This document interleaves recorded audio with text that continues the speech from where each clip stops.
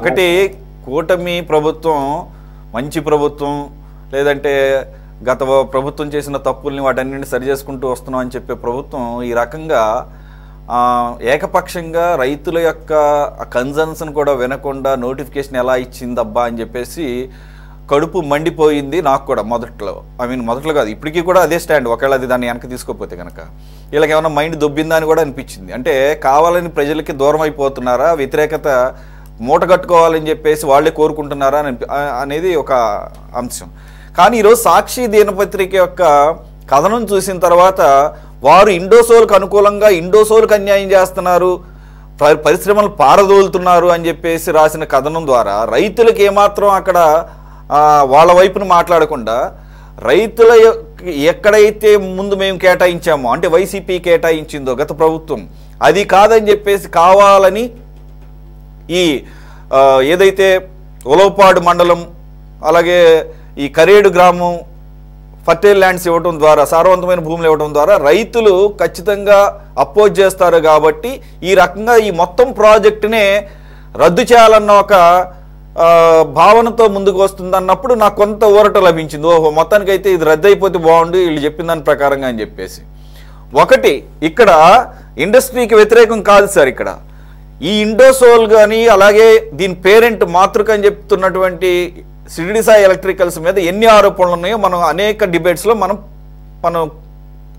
In డీటెయిల్డ్గా కూడా ఇచ్చేసాం. ఏది ఈ పవర్ ప్రాజెక్ట్స్ విషయంలో ట్రాన్స్ఫార్మర్స్ని మూడు రెట్లు పెట్టి కొనడం ఎవడబ్బు సొమ్ము సార్? నాకు అర్థం కాదు. ప్రజల సొమ్ముని అడ్డగోలుగా ప్రభుత్వాలు ఈ పారిశ్రామికవేత్తలు కట్టబెట్టి మళ్ళీ వాళ్ళేదో మనకేదో ఉద్ధరిస్తున్నట్టు ఇన్ని వేల ఉద్యోగాలు తీసుకొస్తున్నాము అని చెప్పేసి మన భూములు తీసుకొని మన డబ్బులు తీసుకొని వాళ్ళేదో మనకేదో ఉద్ధరిస్తున్నట్టుగా ఈ రకంగా రకరకాల రూపాల్లో రకరకాల వేషాలు వేసుకొని రకరకాల కంపెనీలు పెట్టుకొని రావటం, అప్పుడు ప్రతిపక్షంగా ఉన్న పార్టీలు ఏమో వ్యతిరేకించడం, ఇప్పుడు మళ్ళీ దాన్ని కొనసాగించడం. ఇప్పటి వరకు ఉన్న స్టేటస్ ప్రకారం అయితే కనుక అక్కడ రైతులకి అన్యాయం జరుగుతుంది. మీరు అక్కడ లోకల్గా ఉన్నారు, అక్కడ దగ్గరలో ఉన్నారు కాబట్టి మీకు ఇంకాస్త ఎక్కువ ఇన్పుట్స్ ఉంటాయి అని చెప్పేసి మిమ్మల్ని ఖచ్చితంగా కావాలనుకున్నాను సార్ ఈ డిబేట్కి. నమస్కారం అందరికీ. సామెత భర్త కొట్టిన దానికి కాదు తోడుకోడు నవ్విన దానికి అన్నట్టు ఇప్పుడు రైతులు భూములు పోయిన దానికి కాదు ఇండోసోల్కి రాకుండా పోయినావనే బాధ వైసీపీలో స్పష్టంగా కనపడుతుంది. వాళ్ళ వాదన చూస్తుంటే అదే ఉంది. అంటే అటువంటిది కేటాయించి ప్రజల ద్వారా తిరుగుబాటు చేయించి ఈ ఫ్యాక్టరీ నుంచి ఆ భూములు వెనక్కి తీసుకోవడానికి ఉద్దేశించినట్టు వాళ్ళు ఆవేదన వెలిపిస్తున్నారు.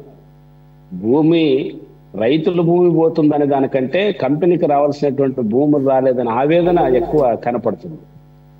ఇది నిజం పేదల కోసము రైతుల కోసము అక్కడున్న వాళ్ళ కోసం అనుకుంటే ఈ పాటికే చిన్నదానికి పరిగెత్తి ఇప్పుడు మామిడి పండ్లు రేట్ లేదని రేపు 9వ తేదీ బంగారుపాలెంకి వెళ్తున్నాడు సీఎం.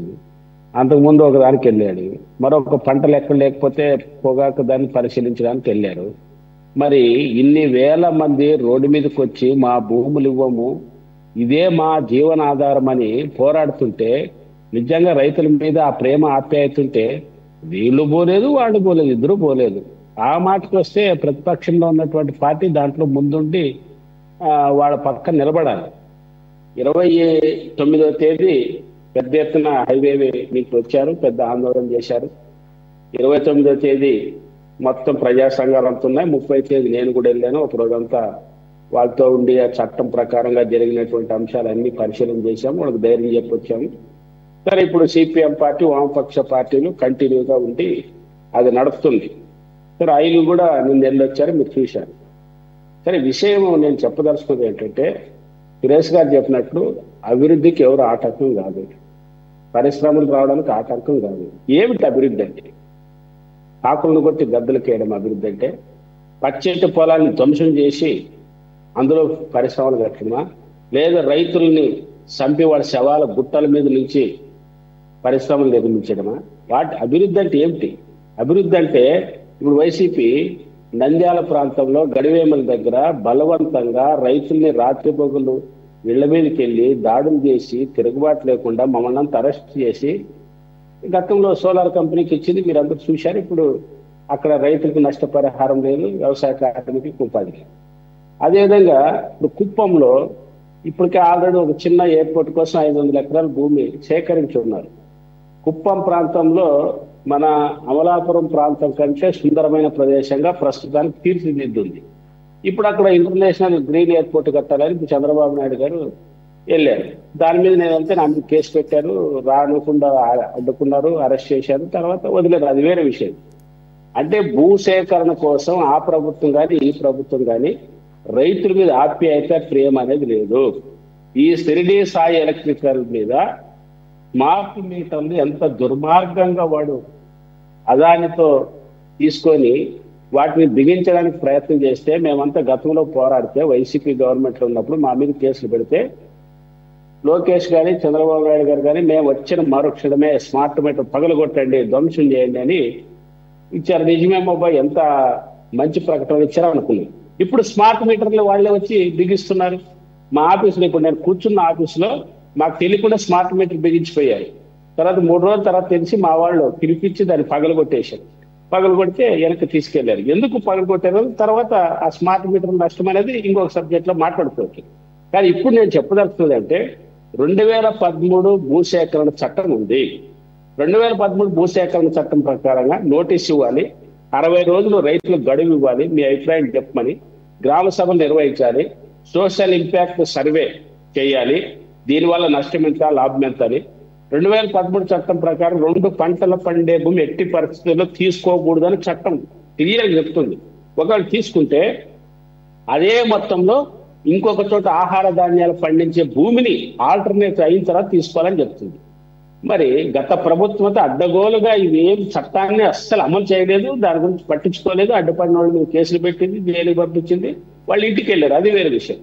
మరి మీ ప్రభుత్వం 2013 భూసేకరణ చట్టం ఉండగా నిజంగా వాళ్ళ మీద వాళ్ళ సంగతి తేల్చాలనుకున్నప్పుడు నోటీసులు ఇచ్చి 60 రోజులు టైం ఇచ్చి రైతుల అభిప్రాయం తీసుకొని వాళ్ళ అభిప్రాయం లేదు, నోటీస్ లేదు.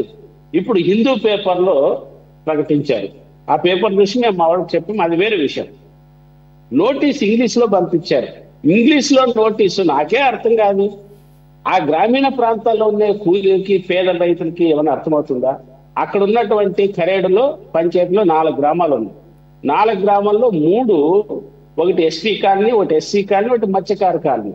ఈ 3 పూర్తిగా ఇళ్లతో సహా పోతుంది. మీరు భూముల గురించి ఊర్లో 3 ఊర్లు నాశనం అయిపోతాయి.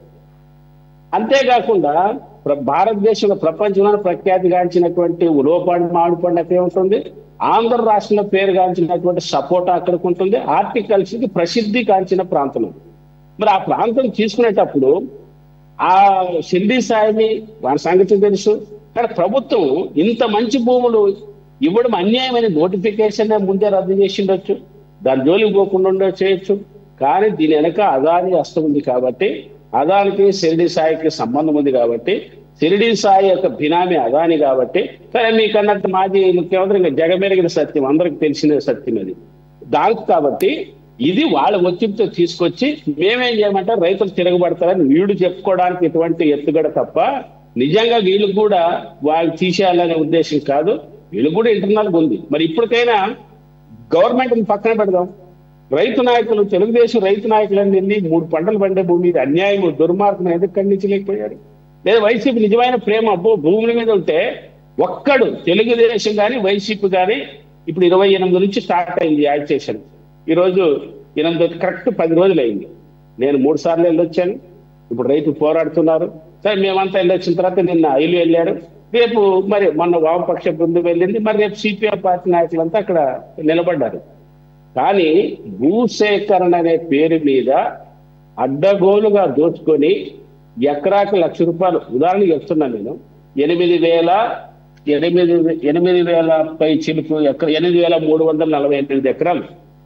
కానీ దానికి కావాల్సింది కేవలం 500 ఎకరాలు.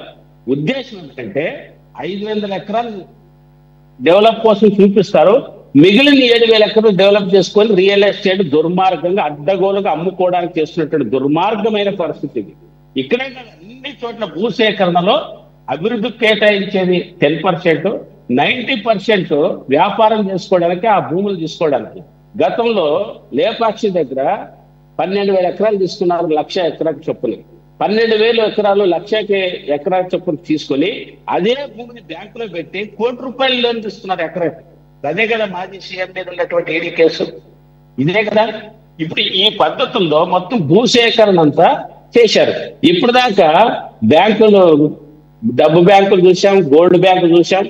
ఇప్పుడు చంద్రబాబు నాయుడు గారు విజన్ పార్టీ స్థాయిలో భూ బ్యాంకులు వచ్చాడు. భూ బ్యాంక్ అంటే ఏమో నాకు అర్థం కాలేదు.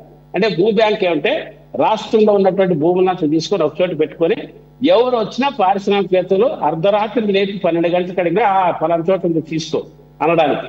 అంటే ఈ రాష్ట్రంలో ఏం చేయదలుచుకున్నారు? ఈ రాష్ట్రం ఆహార ధాన్యాల కొరత ఏర్పడబోతుంది. ఇది వ్యవసాయ ఆధారితమైన రాష్ట్రం. ఇంత దుర్మార్గంగా అడ్డగోలుగా చేస్తే ఎట్లా? అంతేకాకుండా పక్కనే మీకు అందరికి తెలుసు, గతంలో ఉన్నటువంటి ప్రభుత్వం, అంతకుముందు రాజశేఖర రెడ్డి ప్రభుత్వం వారికి ఏం చేసిందో తెలుసు. మరి మీ ప్రభుత్వం గతంలో ఏరువాకు చేశారు చంద్రబాబు నాయుడు గారు, ఇప్పుడు వచ్చారు. అటువంటి భూముల్లో మీరు ఇండస్ట్రీలు పెట్టండి, తప్పలేదు అది. కానీ ఇది మీరు వెళ్ళి నన్ను మిత్రులను కోరుతున్నాను, ఆ ప్రాంతం మీరు చూడండి. సముద్రము దగ్గర ఒక ఆయన రామచంద్ర యాదవ్ సముద్రం గుండా వచ్చాడు, పోలీసులు అరెస్ట్ చేస్తారు. సరే, అది పక్కన పడదు. 20 అడుగులు నీళ్లు, 20 అడుగులు బోరేస్తే నీళ్లు పుష్కలంగా వాటర్, 100 అడుగులు బోరేస్తే 10 ఇంచులు నీళ్లు వస్తున్నాయి. అంత డెవలప్, ఎంత పచ్చగుందో మీరు ఒకసారి చూడండి ఆ ప్రాంతాన్ని. కాబట్టి ఈ ప్రభుత్వమైన ఆ ప్రభుత్వాన్ని కోరేది ఏమిటంటే అభివృద్ధిని మీరు చెయ్యండి. అభివృద్ధి అనే ముద్దు పేరు పెట్టి 100 ఎకరాలు అవసరం ఉంటే 10,000 ఎకరాలు సేకరించి వ్యాపారం చేసి అడ్డగోలు చేయడం మంచిది కాదు. రెండవది, 2013 భూసేకరణ చట్టం మనమే ఆమోదించాం, మీరందరూ ఆమోదించారు. ఆ చట్టం ప్రకారం ముందుకెళ్ళండి, నష్టపరిహారం ఇవ్వండి. 4 రెట్లు ఇవ్వని చట్టం చెప్తుంది. దాని మీద ఆధారపడినటువంటి పేదలకు ఇవ్వమని చెప్తుంది. 2 పంటల బండ ముందు తీసుకోవద్దని చెప్తుంది. గ్రామ సభలు లేవు, 2013 చట్టం నోటీసు లేదు, పరిహారము లేదు. ఇవ్వకపోతే మీ సంగతి తెలుస్తాం. ఇప్పుడు ముఖ్యమంత్రి గారి కాన్స్టిట్యూన్సీ కుప్పంలో ఇల్లుకి వెళ్ళి ఇప్పుడు ఇస్తే 16 లక్షలు ఇస్తాం, ఇవ్వకపోతే రూపాయి రాదు, మీకు మీ ఇష్టం వచ్చింది చేసుకోండి. మేము పోతే ముఖ్యమంత్రి గారే ఎవరెవరో వచ్చి అరాచక శక్తులు వస్తుంటారో అడ్డుకుంటారు అంటారు. అరాచక శక్తులా మేము? జగన్మోహన్ రెడ్డి మా మీద కేసులు పెట్టాడు. గుత్తిలో 17,000 ఎకరాలు, ఒకే మండలంలో 17,000 ఎకరాలు ఈ సోలార్కి. ఎవడండి ఈ సోలార్? ఎవరికైనా ఎవరు అభివృద్ధి కోసం అండి ఇది? ఈ షిరిడి సాయి గారు దొంగ వీడు. ఎన్ని కోట్ల రూపాయలు స్మార్ట్ మీటర్ల పేరు మీద కొల్లగొట్టిన దొంగ. మరి వానికి ఏమిటి స్మార్ట్ మీటర్ పెట్టమని మీరు ఇళ్ళకి పోయి పంపిస్తున్నారు? దొంగకి మీరు సాయం చేయరా? కాబట్టి ఆ మాజీ ముఖ్యమంత్రికి ఇచ్చినట్లు మీకేమన్నా ఇచ్చాడేమో తెలియదు మాకు. లేకపోతే మీరు కూడా సీరియస్గా ఉండేవాళ్ళు. ఇది అంత పూటకము. 8,000 వాడు అంటాడు. ఇప్పటికి 500 కోట్లు డిపాజిట్ చేశారు ఆ గవర్నమెంట్ లోనా? 500 కోట్లు భూ కొనుగోలుకు డిపాజిట్ చేశారంట. 128 కోట్ల రూపాయలు ఖర్చు పెట్టారంట. ఇప్పటికే 1,800 కోట్లు కేంద్రం రిలీజ్ చేసిందంట. ఇప్పటికే ఉపాధి అవకాశాలు వచ్చావట. పొలంలోకి అడుగు పెట్టలేదు. ఇంత నిండు అబద్ధమా, ఇంత దుర్మార్గమా? అప్పుడే పనులు ప్రారంభించారు అక్కడ. ఇదెక్కడ? ఇది చాలా అన్యాయం, తీవ్రంగా వ్యతిరేకిస్తాం.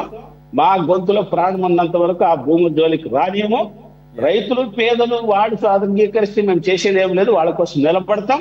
ఎక్కడ బలవంతంగా ప్రజల యొక్క ఆమోదం లేకుండా మీరు ఎక్కడ బలవంతంగా తీసుకున్నా మేము అడ్డుకుంటాం, వాళ్ళ పక్క నిలబడతాం, పోరాడతాం, జైలుకి కూడా సిద్ధంగా పోతాం.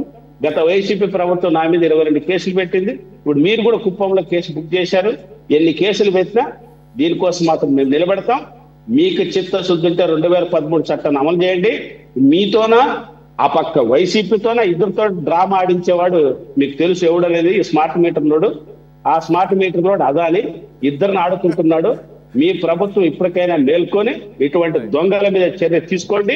వెంటనే మీ ప్రభుత్వం చిత్తశుద్ధి ఉంటే వెంటనే నోటీసు ఉపసంహరించుకొని వాళ్ళకి న్యాయం చేయాలని కోరుతుంది.